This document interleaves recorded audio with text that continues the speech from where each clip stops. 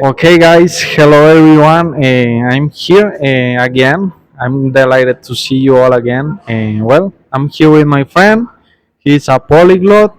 I'm gonna introduce him. I'm gonna ask him a few questions about languages because, as I said, he's a polyglot. So let's do this without further ado. Let's get started. So, bro, to begin with, could you tell us what your name is? Okay, my name is Santiago. As you said, I'm a polyglot, and I'm glad to be here with you answering questions that eventually could help people watching this and listening to this interview. So, the first question is what inspired you to start learning multiple languages? Okay, well, I have a BA in English language teaching, so before that, I really liked English, and I saw other people, and I said, that's gonna be awesome when I speak in English. So it was like when I was very little, it was my dream to speak in a different language, and I learned English at the university, and yeah, as part of my program, I had a chance to improve and learn, and yeah. And after that, I had some classes of French, and I liked French. And then one thing led to another. First I started learning English, then French, then Brazilian Portuguese, and last but not least, Italian. Although I still need to practice a little bit more. Sounds awesome, bro. You are awesome. You are always encouraging me to keep learning multiple languages. So, how many languages do you speak fluently, and which one is the hardest to learn? Okay, well, currently I speak five languages. Um, of course, Spanish, it counts. And the hardest for me to learn is actually, well, it was French because of the grammar, because of the pronunciation and intonation. And yeah, for now, like right now, I would say that that's the hardest to learn. Okay, I'm certain that French it is a tough language to learn, even though I don't know how to speak French. What is your daily routine like when it comes to practicing each language? Okay, now since well, it has to do with my uh, learning style, if I have to put it like that way. And I am an auditory learner. That is to say, I learn better if I listen. So what I do is that every day I listen to interviews in the language I am learning. So now I'm watching a lot of videos in Italian to practice. And if I find, for example, words or something interesting about it, I would I would write down, or I would type on my cell phone. This one is so cool because we could get to know uh, how could we have the our language in a high level and how do you keep each language sharp without confusing them with each other? Okay, well, basically in my book I say that you need to have like control over the language you're learning, and when you have control over it, when I say control, it means that you feel very comfortable with the language you are speaking or learning. And when you feel comfortable, you have the control. And if you have the control over the language you speak, I mean, you feel great, you feel comfortable, you share your ideas, no pressure, you don't feel like stressed about it. When you have that kind of control over the language, then you can learn another language, or as me, if you're a multilingual learner, you don't confuse the languages because you already like control them. Let's put it that way. Okay, I didn't know that. That is actually so cool. Like I said, you are awesome, bro, because not everyone can speak multiple languages. The fifth question is, what language learning methods have worked best for you? Okay, well, It depends on every single person because every person has their style or his or her style when it comes to practice or learn, you know. But for me, actually, it has worked a lot to listen and to be prepared before you take a course or before you do something, you know. It's like when you go, for example, somebody invites you to go to a swimming pool or to swim, but imagine that you don't know anything about swimming. So when you go to the swimming pool, you are going to feel like a little bad because your friends they swim and you don't swim, which the sound because which actually it would be different if, let's say, I invite you to go to a swimming pool and eventually you already know how to swim, so the experience is going to be different, and it's the same. So when you want to learn something, you should know at least like the basics of that language or a little of that thing you are supposed to learn. When you do that, you will have more chances to advance advance and actually to learn, and you will feel better because you are not going to be lost, you know. The sixth one is, what was your biggest challenge in learning languages and how did you overcome it? Okay, well, like a big challenge. Maybe at the beginning, when I was learning English, it was really tough, really difficult, because as I was explaining you, I didn't know anything about English. So the same thing, I didn't know how to swim. So I was in the university, I was there, and I was like doing the parrot thing, repeating things. So I went there, just I just memorized, and then I went to the classes to repeat and to try to explain things. So it was tough because I didn't know anything. So when I learned French, I said, this is not going to happen again. So I learned the basics of French and then I took the courses. So that way I increased the chances of learning successfully French.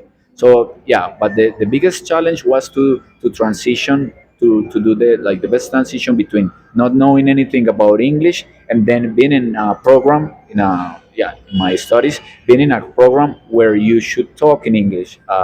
As a professor, as a teacher. So that was a challenge because I was scared. I was sometimes I wanted to say many things, but I was actually saying like, how can I put it? I was like trying to speak, but I was talking in disorder, and I didn't know what to say, and the anxiety. I don't know. I think many people who are actually learning a language can relate to this. So it was a challenge back then. Yeah, honestly, that happens to me when I'm trying to speak in English.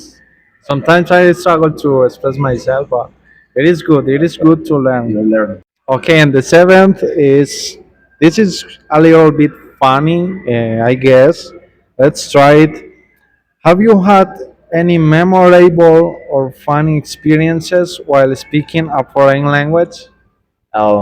Yes, yes. Actually, it's been really funny and fun every single time, because uh, I work as a tourist guide. So when you're a tourist guide, you encounter many people from different nationalities. So it's very funny to interact with them, and most importantly, because sometimes they are saying things that they think you don't understand, but actually you understand. So you're listening and you're understanding everything, and they're like, okay, he doesn't speak our language, but actually I do. So, and sometimes I tell them, and sometimes I don't, and they feel a little embarrassed. That's usually that happens when I'm working as a tourist guide. And something really funny that happened to me once is that I went out to party with some friends like a couple of years ago, and we were at a disco, at a nightclub, and they were doing some kind of raffle, or well, not a raffle, but it was a competition. And they said, okay, somebody could come here and we are going to do this competition, and it's going to be about dancing. So the person who comes here and like this person is going to dance, and if this person dances really well, this person will win a bottle of tequila, I guess. And I went there, and I was a little tipsy. Not drunk. I wouldn't call it drunk, but I was tipsy. You know what tipsy what tipsy means? It's like you feel like a little like happy, and but you're not that drunk. Okay, it's like in the you're in like getting towards there, but you're not drunk. So I went there and I said I will win this bottle. So I started dancing, and it was crazy, like doing some Michael Jackson moves, and it was funny. And at the end, I said, vocês, como vai você?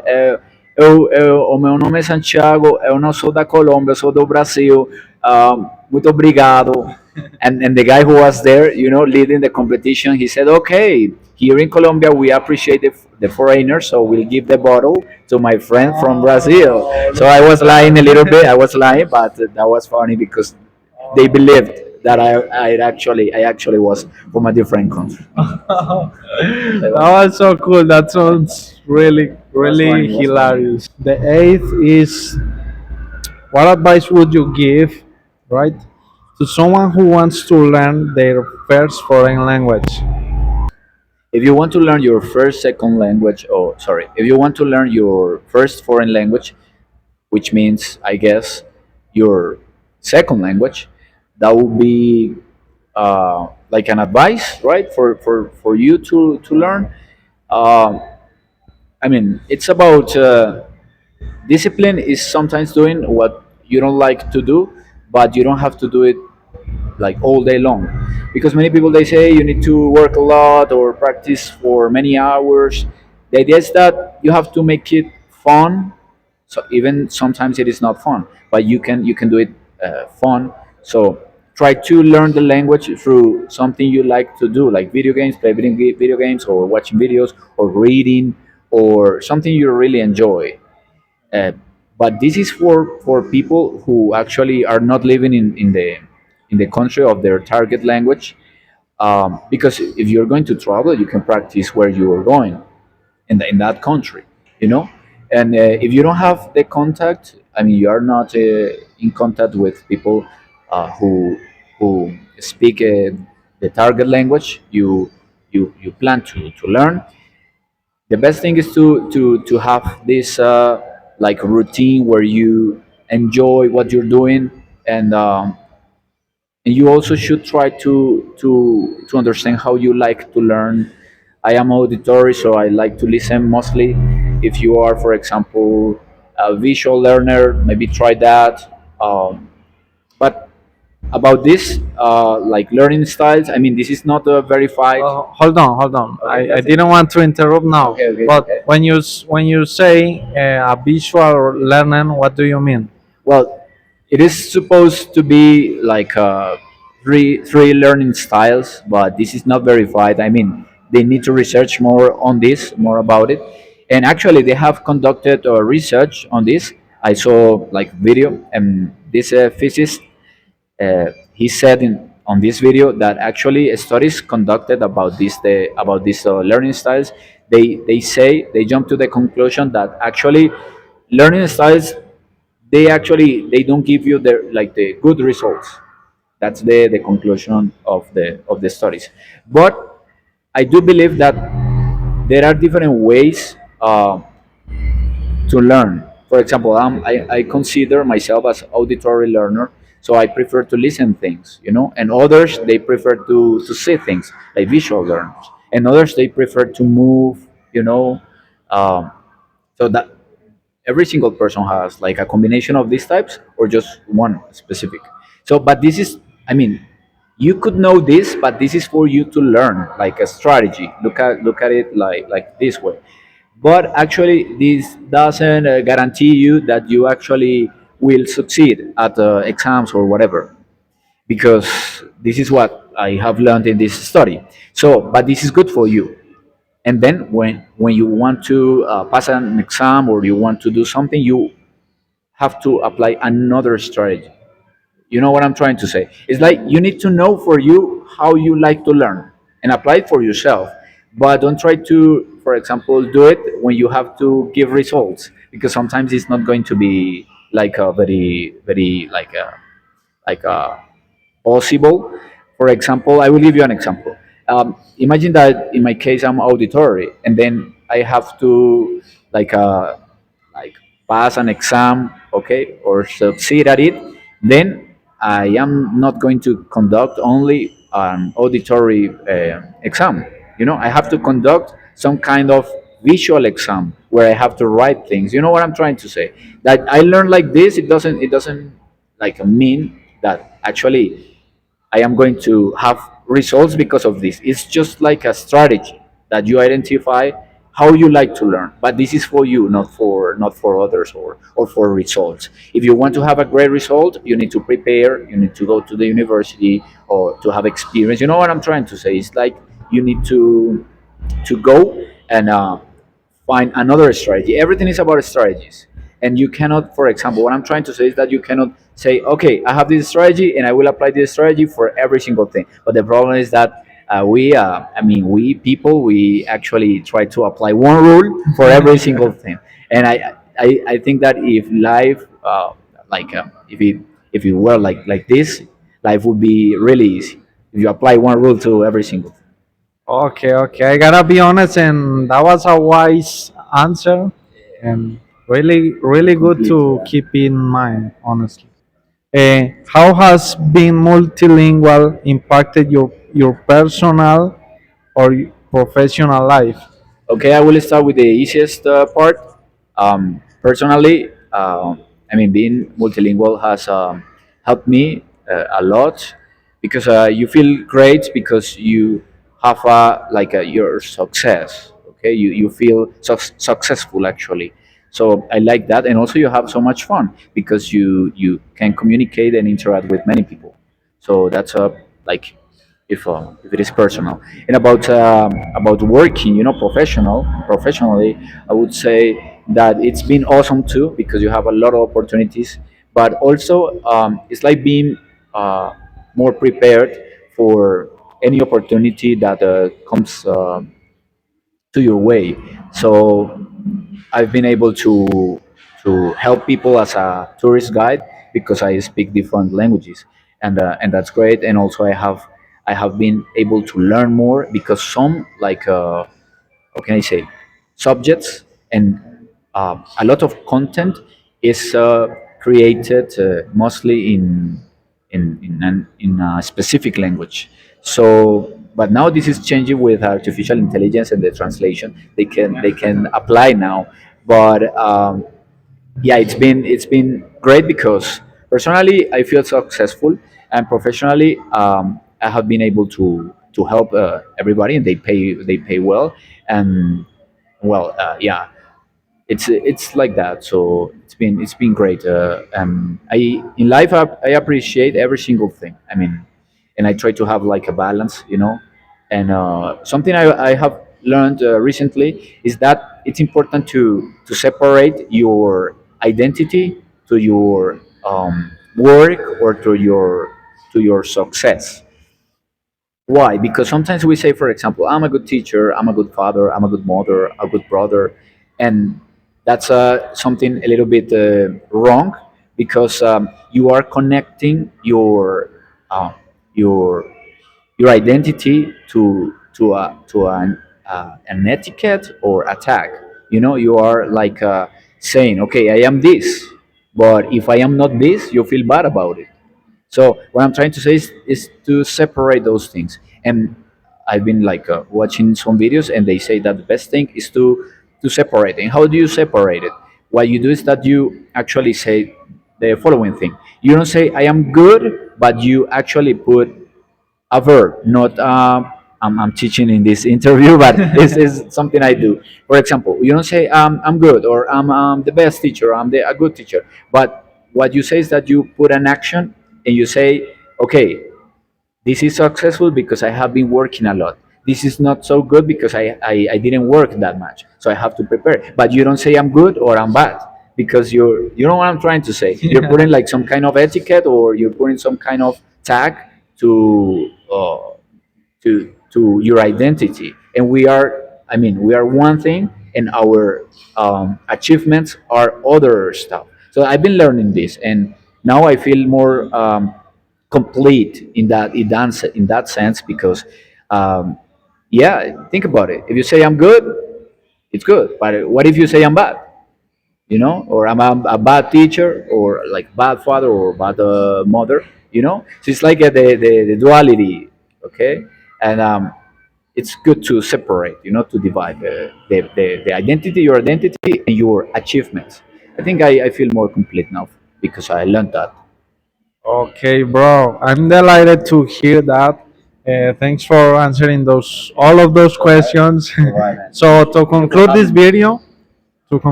video, I would like you to speak a little bit in French, Okay. Italian, Portuguese, and also Spanish. And I know that Spanish is your mother language, but all the this interview was in English. So I would like to hear you speaking in all of those languages. Okay, So okay. well, let's Bueno, try it. bueno, muy bien. Entonces, yo soy Santiago, soy de Cali, soy políglota y pues he estado viviendo la mayor parte de mi vida en Pereira, en la región cafetera de Colombia, junto con otros municipios. Pero yo soy, pues como le decía, soy de Cali y pues bueno, eso es en español. Ahora en French, voilà, moi je m'appelle Santiago. Moi je, je viens de Colombie. En fait, je suis né à Cali, mais moi, j'habite à Pereira et voilà, je travaille comme guide. Voilà, je montre le processus du café aux étrangers ici en Colombie. L'italiano è una lingua molto veloce, facile da imparare, ma non sono molto bravissimo per parlare in italiano. Adesso devo praticare di più, ma mi piace questa lingua. Em português, eu falo português do Brasil, meu nome é Santiago, como eu falei. Gosto muito do português, porque o português é muito parecido ao espanhol. Quase 85, poderia dizer que quase 85% do vocabulário em espanhol é o vocabulário do português do Brasil. Então, o melhor, acho que o melhor do português é o pior do português. O melhor é que é muito parecido ao espanhol. O pior é que é muito parecido ao espanhol. Entende? And I guess that's it. Yeah, that's it. Oh, bro, that was so cool. Honestly, I didn't get anything. I gotta be honest, but you speak so cool. I would like to be a polyglot in the future, guys. If you also wanna learn, if you don't know how to speak any language, you could get started, and it's always good to learn a new foreign language. So, well, bro, thank you, Santiago, for being here. It was a pleasure for me to having you. So, that's it. Okay, thank you for having me. Thank you for having me, and I hope you get to learn. And um, yeah, because it's about learning, and learning is beautiful. And I hope you get to learn, and maybe in the future I could talk to you in different languages, and that would be awesome. Goodbye, everyone.